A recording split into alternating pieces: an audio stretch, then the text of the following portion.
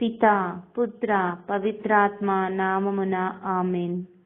ప్రియ సహోదరి సహోదరులారా, ఈనాడు మనం కీర్తనలు 44 అధ్యాయం నుండి 46 అధ్యాయాలు ధ్యానించుకుందాం. ఇందులో మనకు విశ్వాస యాత్రలోని 3 ముఖ్యమైన కోణాలను చూపిస్తాయి. అవి నమ్మకం, విశ్వాసం, ధైర్యం.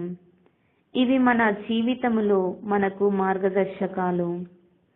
మా పితరుల కాలములో నీవు చేసిన కార్యములు మేము వినియున్నాము.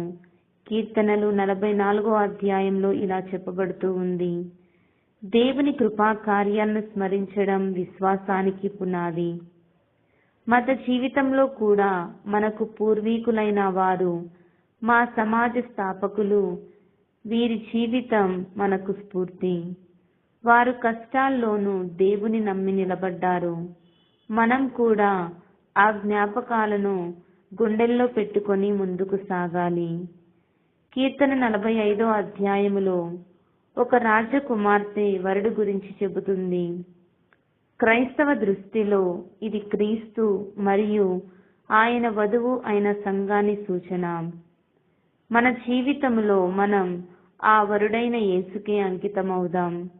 మన వ్రతాలు, మన పావిత్ర్యం, మన నిబద్ధత ఇవన్నీ ఆ వరుడి పట్ల మన ప్రేమకు సంకేతాలు.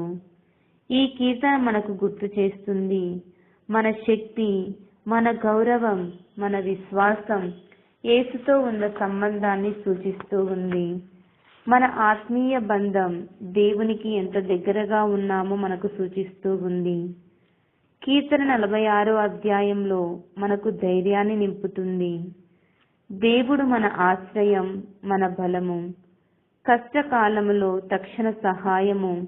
మన జీవితములో మనం ఎన్నో సవాళ్ళను ఎదుర్కొంటున్నాం. సంఘ జీవితంలో కష్టాలు, సేవలో నిరుత్సాహం, వ్యక్తిగత బలహీనతలు. కానీ దేవుని సమక్షం మనకు నమ్మకాన్ని ఇస్తుంది. ఆయనతో ఉంటే మనము కదలిపోము. ఈ కీర్తనలోని మాటలు నిశ్శబ్దాన్ని సూచిస్తూ ఉంది. మన ప్రార్థన జీవనానికి పునాది. మౌనంలోని ఆయన శక్తి అనుభవమవుతుంది. అందువల్ల ఈ 3 కీర్తనల సందేశం మన జీవితానికి ఎంతో ప్రాముఖ్యతను కలిగిస్తూ ఉంది.